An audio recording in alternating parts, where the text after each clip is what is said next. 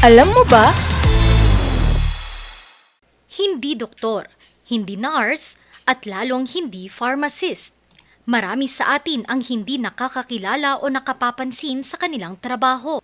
Pero maituturing natin silang isa sa mga unsung heroes sa loob ng mga pagamutan. Silang mga medical technologist o mas kilala sa tawag na medtech.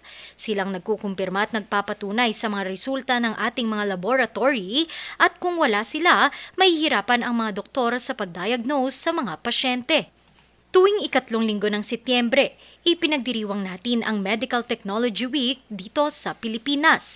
June 21, 1969, nang maisabatas ang RA 5527 o Philippine Medical Technology Act kung saan layo nitong bigyang pagkilala ang mga medtech sa ating bansa.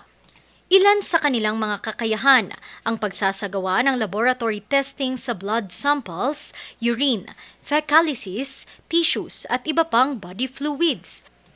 Para maging medtech, kailangan mag-aral ng Bachelor of Science in Medical Technology o Medical Laboratory Science.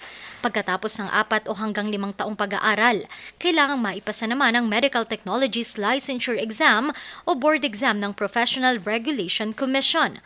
Ang pagiging medtech ay isang mahirap na trabaho dahil kinakailangan ng malalim na kaalaman sa siyensya, lalo na sa microbiology at hematology. Sa kasagsagan ng COVID-19 pandemic, sila ang nasa frontline sa pagsusuri ng mga swab samples para malaman kung ang isang tao ay positibo o negatibo sa COVID-19 virus. Hindi man sila madalas mapansin, bigyan natin sila ng pasasalamat at karangalan sa kanilang serbisyo sa ating kalusugan at pati na sa bayan. Ngayon, alam mo na!